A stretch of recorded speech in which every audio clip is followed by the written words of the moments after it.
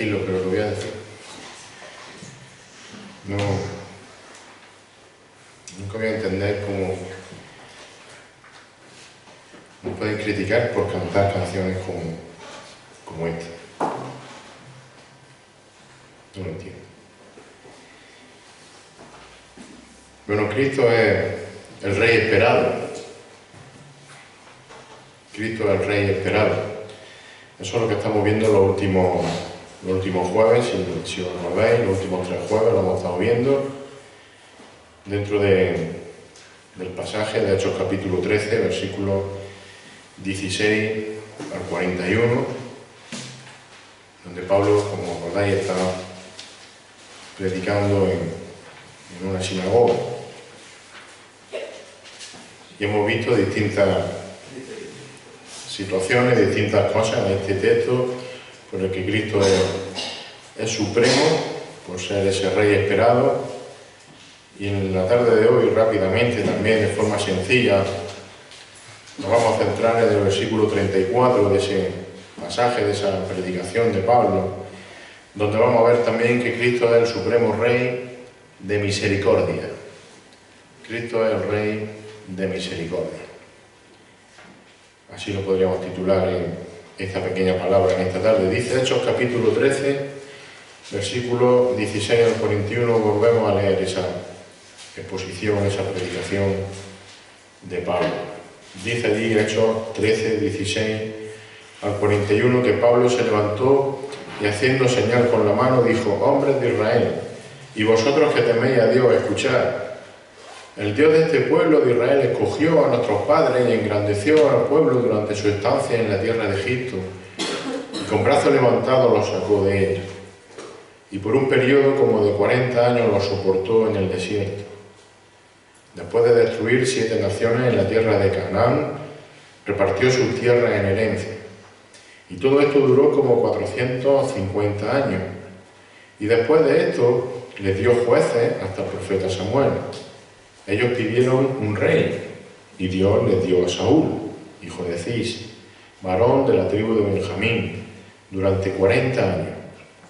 Dice el versículo 22 que después de quitarlo, les levantó por rey a David, del cual Dios también testificó y dijo: he hallado a David, hijo de Isaí, un hombre conforme a mi corazón, que hará toda mi voluntad.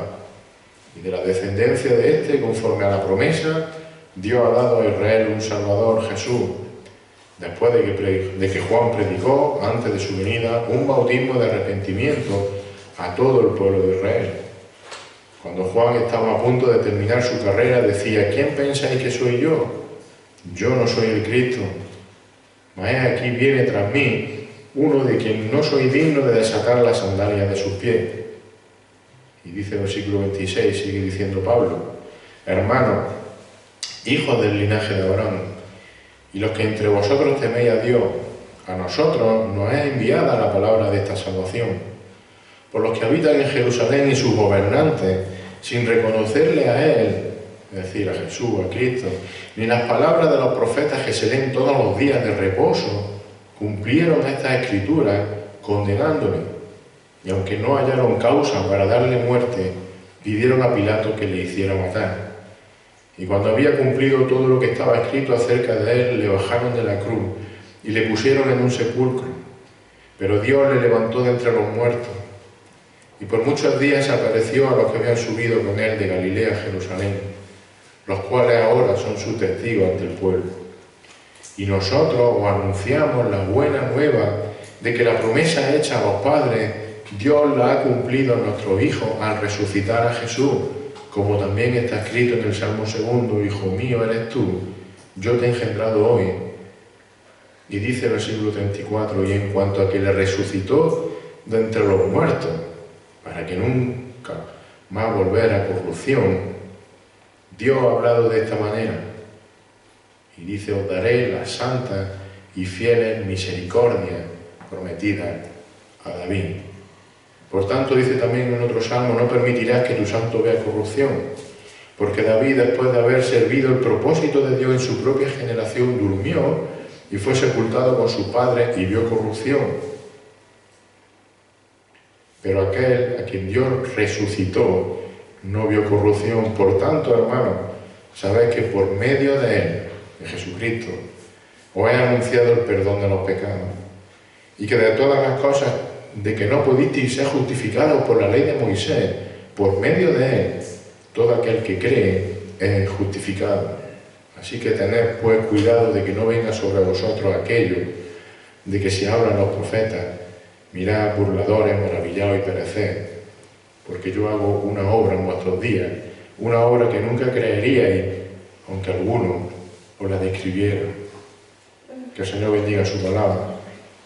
Como decía, estamos viendo el último jueves que Cristo Supremo, por ser el Salvador esperado, por ser también, veíamos, el Rey anunciado, un Rey prometido, lo hemos leído, como descendiente de David, un Rey anunciado por Juan el Bautista, el cual lo anunciaba como aquel que perdona a todo el que se arrepiente de su pecado.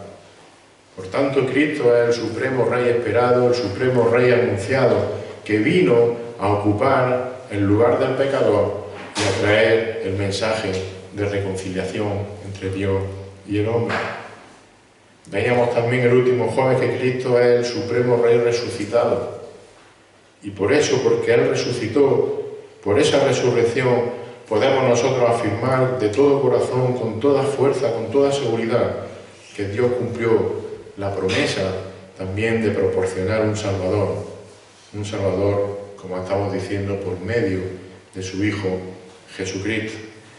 Y en esta tarde, rápidamente, vamos a seguir viendo que Cristo es el Rey Supremo, porque en Él se cumplen, como hemos leído en el versículo 34, las santas y fieles misericordias.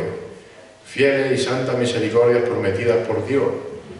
Dice Hechos 13, 34, y en cuanto a que le resucitó de entre los muertos para nunca más volver a corrupción, Dios ha hablado de esta manera: os daré las santas y fieles misericordias prometidas a David. Estamos en plena, esta semana, en pleno proceso de reconocimiento, no sé la palabra, de presidente del gobierno en las Cortes. Si habéis tenido, voy a decir, la suerte y la desgracia de ver las noticias o a ver algún rato de los debates que han tenido, bueno, creo que cada vez podemos vivir menos tranquilos en este mundo, viendo los gobernantes que tenemos, sean del color que sean.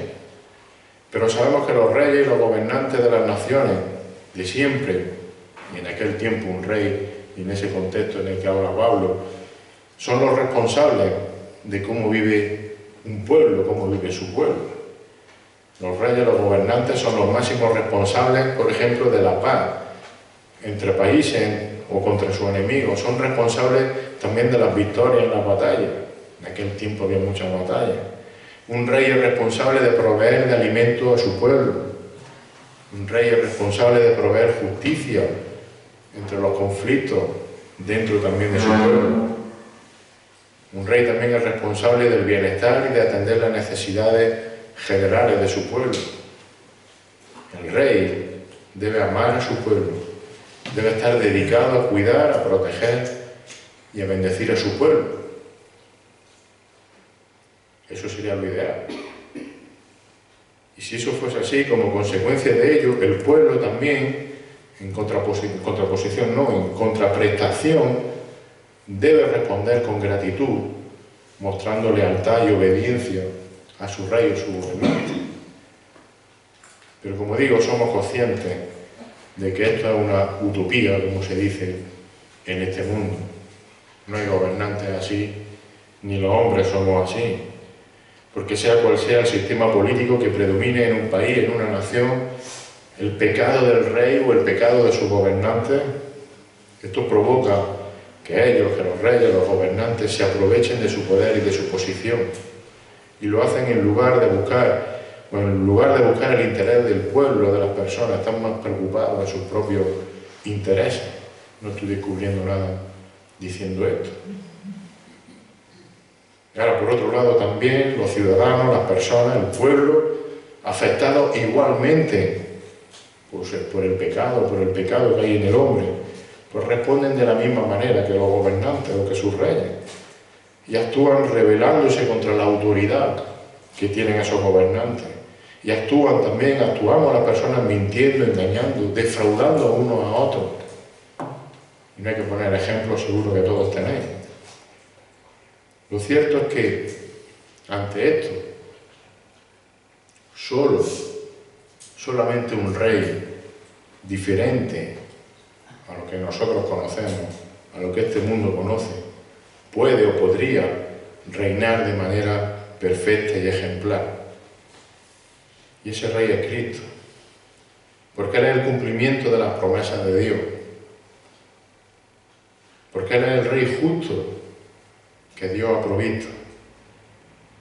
Ese Dios o ese rey justo que Dios ha provisto, como digo, para traer, como hemos leído en el versículo, todas las santas y fieles misericordias o bendiciones que Él ha prometido. Cristo es supremo sobre todos los reyes de la tierra. Cristo es el Rey perfecto que guarda a su pueblo, que protege a su pueblo, que guía a su pueblo, que ama a su pueblo. Cristo es el Rey supremo que se entrega por su pueblo y que intercede por su pueblo. Como dice Pablo también en la carta a los Colosenses, en el capítulo 2, versículo 9, porque toda la plenitud de la deidad dice que reside corporalmente en Él, en Jesús, y habéis sido hechos completos.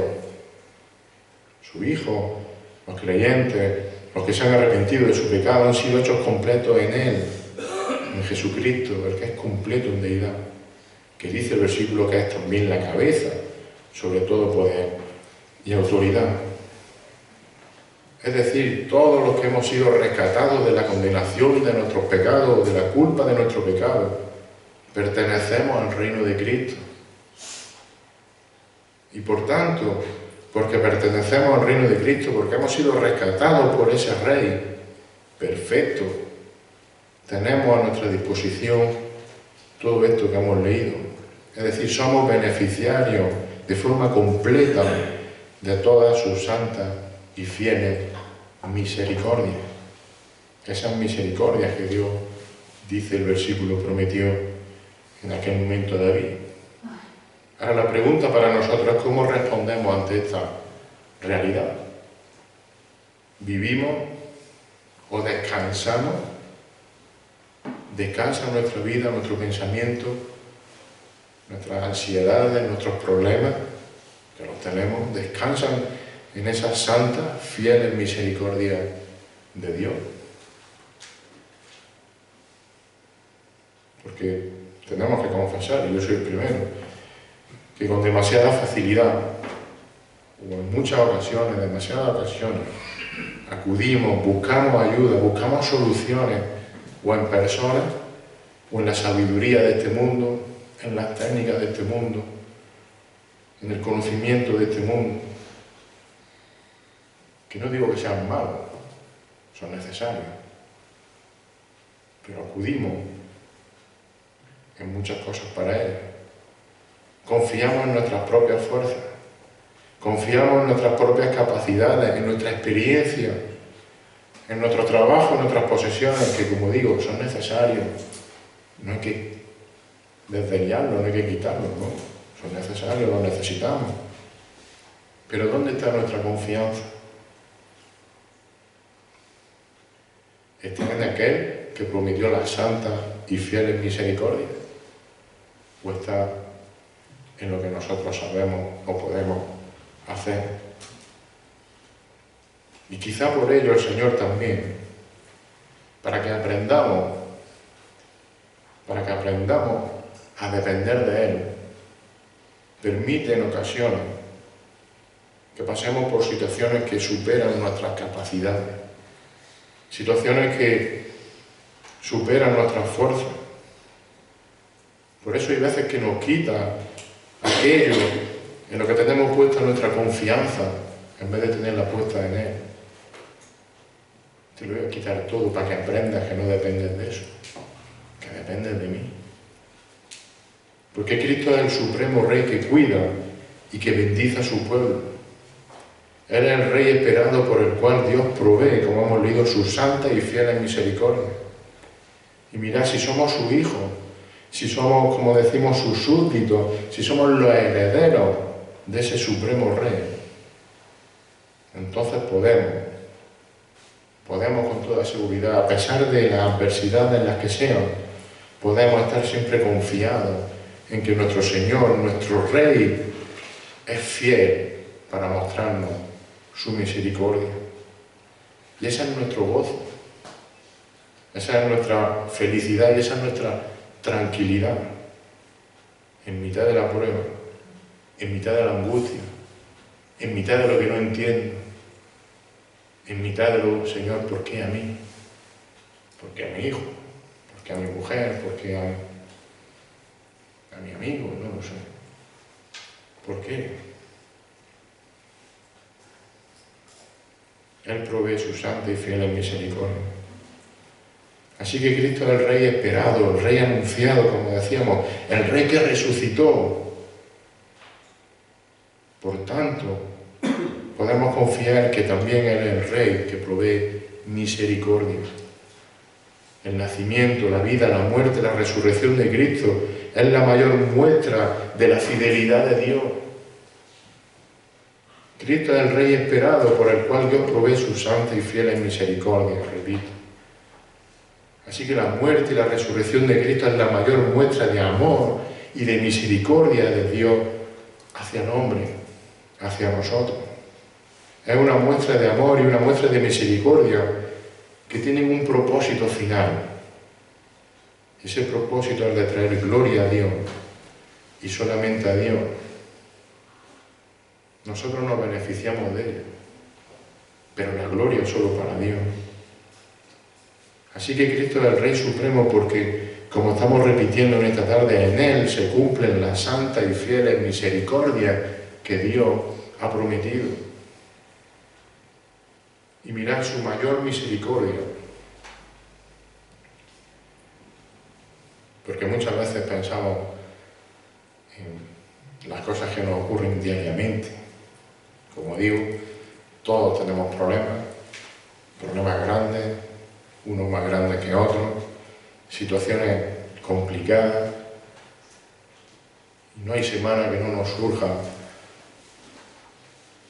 una cosa que nos abrume, una enfermedad de un ser querido, siempre va a haber algo. Y algunas veces confundimos que, ¿por qué, Señor esto? ¿Es que no tienes misericordia de nosotros?